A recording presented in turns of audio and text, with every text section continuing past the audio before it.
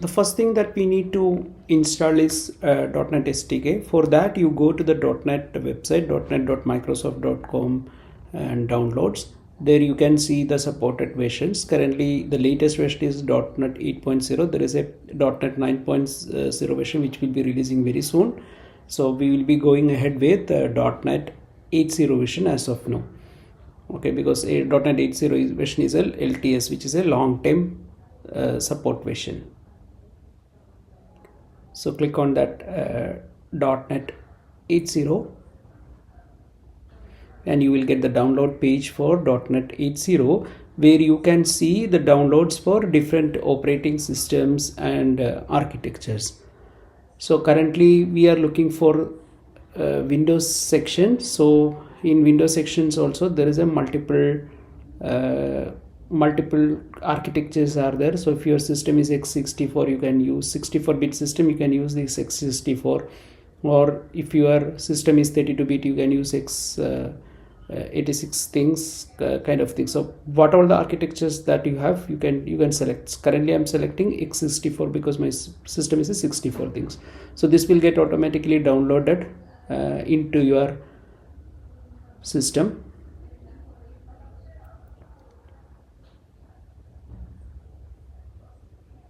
Okay, that is got downloaded. Now you open the file, so you will get an installer file.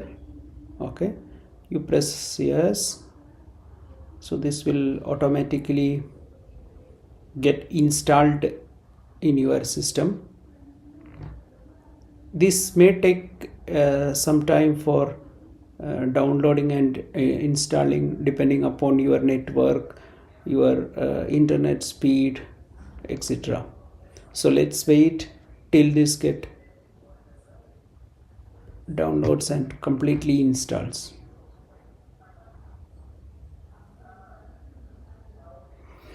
Okay, now this got installed. Okay, now once you have installed the .NET 8.0 SDK, you have to go and verify if that is installed correctly. For that, you can go to your command prompt by just typing the cmd. Go and check if .NET is installed correctly. So for that, you can type this command .NET -- version. Okay, now I'm getting .NET is not recognized as an internal or external command. So let's fix this issue. For that, let's go to program files. Sorry, the control panel will go. Okay, then we'll go programs and programs and features. So here we can verify that my .NET is correctly installed. The version is 8.0.403. This is installed. So this will be most typically installed in your program files folder.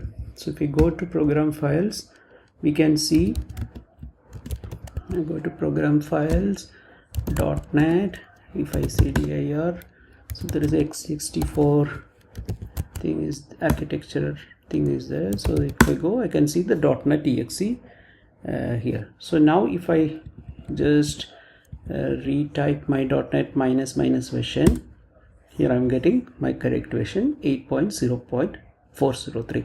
So this .NET command is available only in this folder. Now I need to make it available across the computer. Okay, now how we will fix this issue? We look into that. We need to make sure that .NET is available across the computer. Wherever you type, you have to get this .NET. You need not come into this particular folder and type the .NET to recognize it. For that, what we have to do is that take the this PC, and from there you have the properties window. Okay, once you have the properties window in the system, you will have advanced system settings. Open that advanced system settings, and then there is a new variable is there. Okay, there is a now you find the path variable, edit it and add new. Okay, in that what you have to do is that you have to copy this particular path up to x64. Okay, you copy that path in that new variable, you copy that 64 thing press OK, OK, OK. Just make sure that you restart your command prompt. Okay, retake the command prompt and retype that .NET -- Visual. Okay, now this is available across your system. Now .NET is installed in your system. Thank you.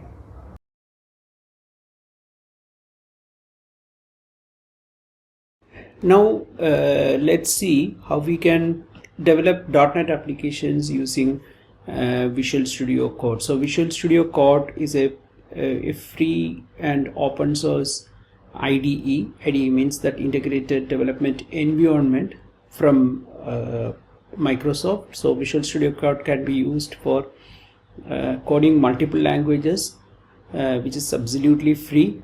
Okay, we have much better versions of Visual Studio is there, and we can use Rider IDEs from JetBrains. So there are a lot of IDEs are there for .NET development, but here we are looking into the free, open source and lightweight IDE from the Microsoft, which is called Visual Studio Code.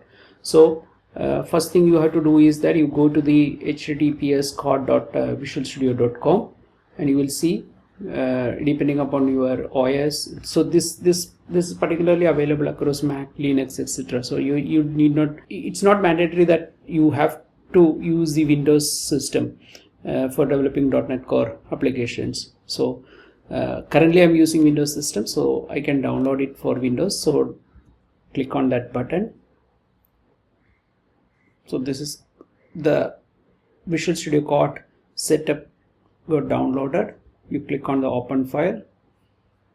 Okay, I accept the agreement, press next, choose it as default, continue.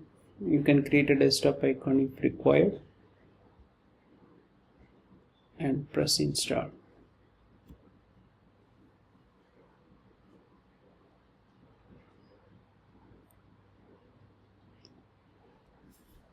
So let's wait till this got installed completely.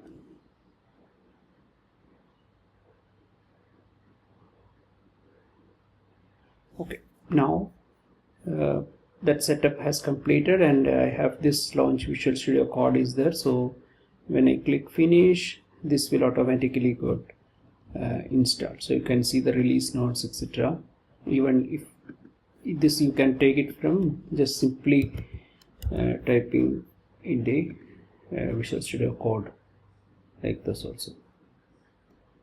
Okay, now I need to install couple of plugins. So there are two ways. One thing, I can click on the extensions button here, or I can press Ctrl+Shift+X also. So both ways it will work. So this has opened the extension box where I have to search for C#.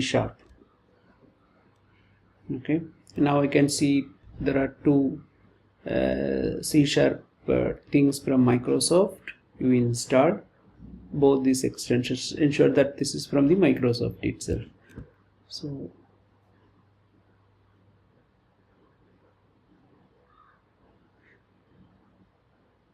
So this plugin actually supports C# for the Visual Studio.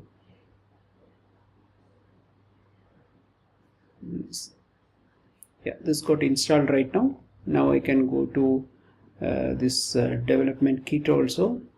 I can install.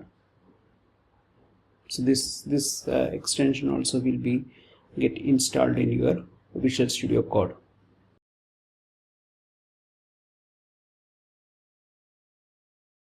Now let us start to build .NET applications. So we have installed .NET SDK 8, and we have also installed Visual Studio Code. So our system is ready to start the development. Now how we will start is that, let's take a command prompt. Okay, now I am in my home directory. Let me create a directory using the command mkdir. I'm creating a directory called works. Okay, now I'm changing directory into that works. So I have an empty directory. Now here there is no files. You can check the directory using your Explorer, Windows Explorer also. So I'm having uses Shrikant, then I have a works directory. You can see this folder is empty. Okay, now creating a .NET MVC application here. Okay, so let's see how we can create a .NET application using commands. For that, what you have to write is .NET new MVC -n and my application name. So I'm giving it's a my app. Okay, I'm just pressing enter. So this is creating using the template ASP.NET Core Web App Model View Controller. And if I look the directory, I can see my app is there. So this is my app. Okay, it have models, views, all those things are there. Okay, now how will I run that application? So I just go to the my app, change to that directory. Okay, then just simply type .NET run. It may take little bit time for first time. So this application is built and the application is running on this particular port. So either I can copy it here and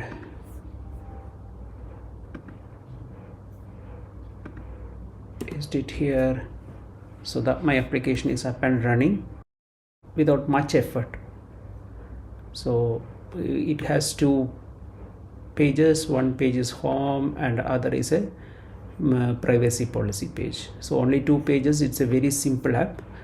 So this is a very easy way to create a new project and running that project. Thank you.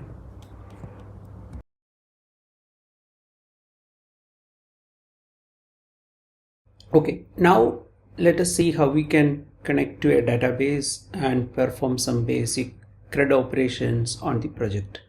So for that also, as of now, I will be using the command line prompt only. For that, take the command line prompt, go to your folder. So I have a works folder. Inside that I have the my app folder. So this is my project and I have my project here, which is a very basic project. And now I need to connect to the database. So for that, what I have to do is that you have to go and get into NuGet. So what are NuGets? NuGets are basically the package manager for .NET applications. So these applications, so we require a lot of libraries for connecting for different use cases. We require a lot of libraries out there. For all those libraries, we don't want to go to the individual websites, download it and install into our applications. Instead of that, we can use the NuGet, which is very easy to use and very good package manager, especially built for .NET thing.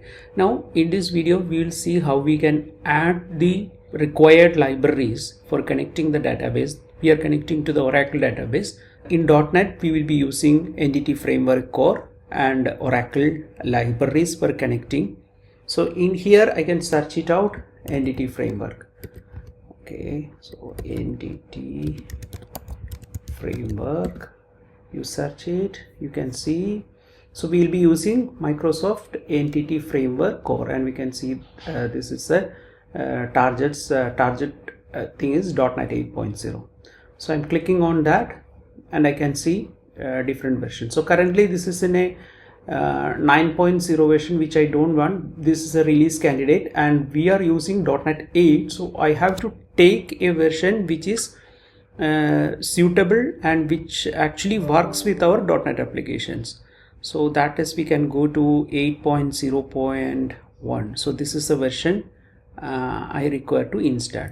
So what I can do in the .NET Client, I can copy this, go here, paste it and enter.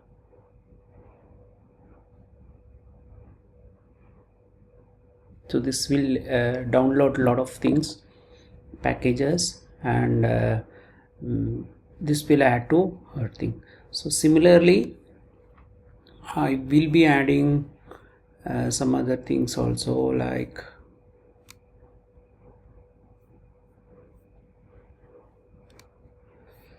we have a lot of other things are there which we will discuss later. So we'll be installing tools here also. I am going to different versions. I want same version 8.0.10. make sure that you install the same versions. So here I am installing the entity framework or tools also.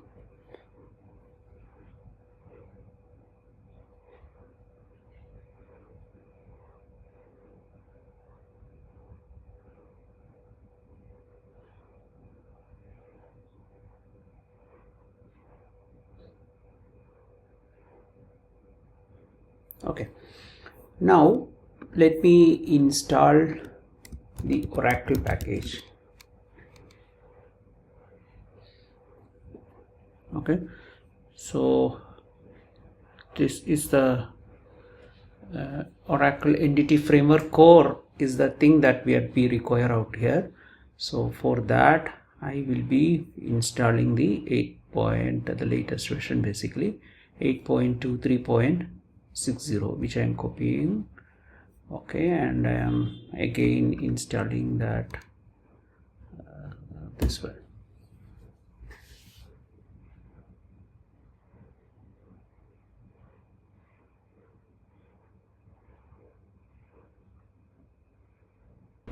Okay, now we have installed all the required packages to connect to the database. So if you want to see what all packages you have already installed in your applications, you can simply type .NET list package. So we can see these are the 3 packages that we have installed in our applications. If you want to open, so you have this application here, and if you want to open these applications in Visual Studio Code, you can type code space dot, or you can open Visual Studio also and open it this particular folder, or very easily you can from the command prompt itself you can write code space dot. So this will open your project in the Visual Studio Code, and you can see all those directories out here, all those things you can see it out here. Okay, your solution file, CS files, everything is you can see it out here. Okay, I'm not using the Visual Studio right now because you can write the codes here and all those things that we will see, but currently we are focusing on the command line or .NET CLI part.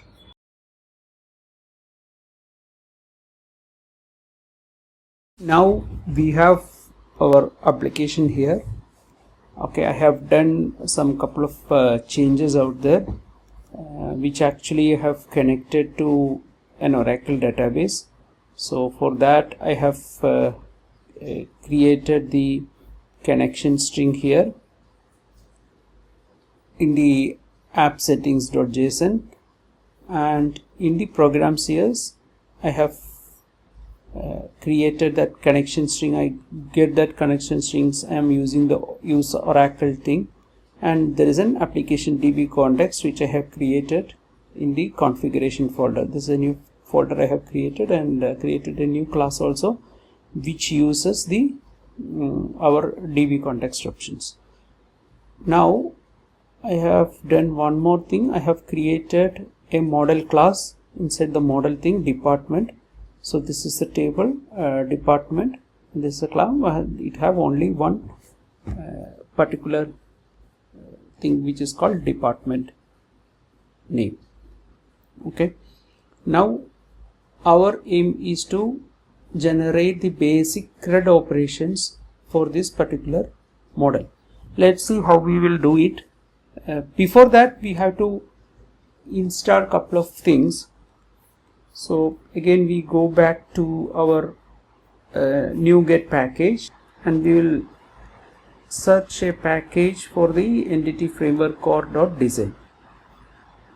So this is a package we want to design. Again, I am going back to the same number. I copy it. I go to the Visual Studio. Visual Studio also provides a terminal where I can copy, paste and work on this. Okay, so this package is also installed. Again, go back to NuGet. I need one more package, which is Microsoft.visualstudio.web.code-generation.design. This also I am installing the latest one on the 8.06. So copying this, go back to this and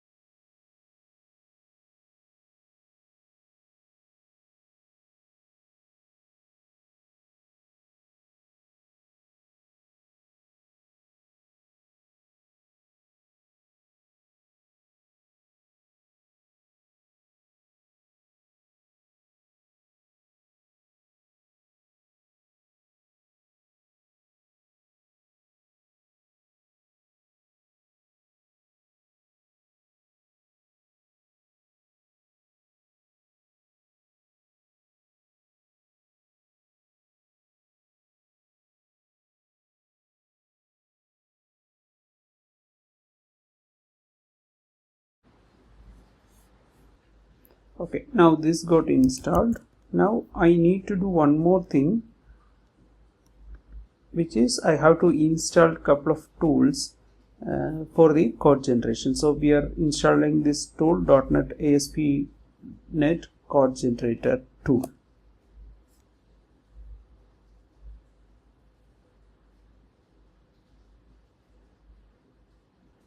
Okay, so the code that tool is also successfully installed. Okay, now we will try to generate the code for this particular model called department. For that, I am writing a particular command which is .NET ASP Code Generator. This is a tool that we have installed right now, and we are specifying which is a controller. We are saying we require the department controller, and minus a model is the department, and the application database context is application DB context, and output directory is controller. So it will create a things controller, and layout is we will be using this layout, particular layout .cshtml. Now let's run this code. So first it will build the project. It will see if there are any build errors. If any build errors are there, it will not run. Okay, it is saying that some package is missing, which is Microsoft Entity Framework SQL Server. Okay, we will install that also. Okay, so we will go again to our package thing, paste this. Okay, framework SQL Server. This also I will install the same thing. Copy here, paste it.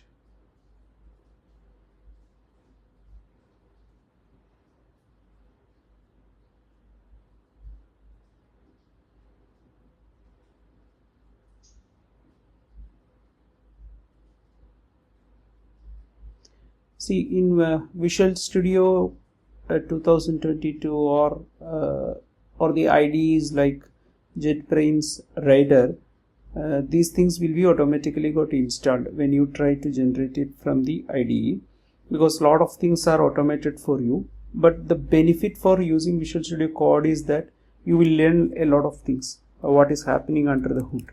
So this will give you a lot more control and clarity over what you experience from the Visual Studio. So again, I am running the code.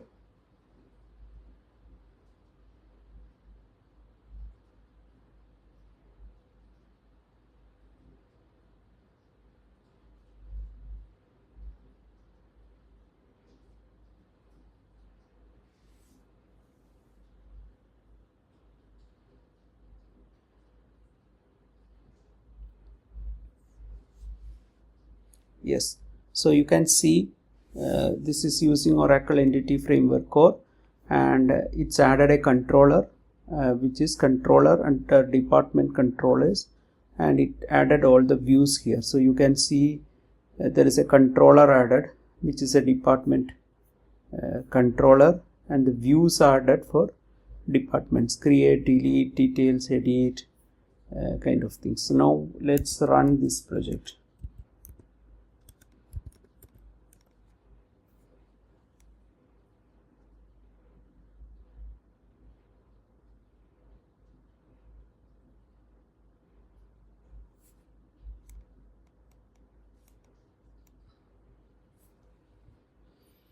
Okay, as of now there is no visual changes because we have not done much changes to the layout, but let's see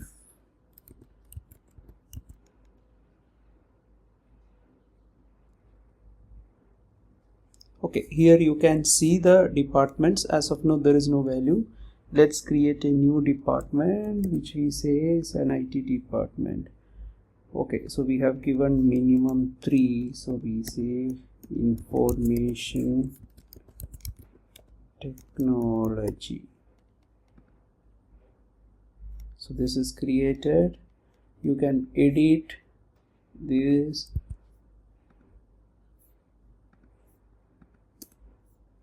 Okay, you can create new department, say it's a CRM department, anything like that you can create. You can see the details, and you can delete it also if required. So basically all these pages are created for you just running these commands.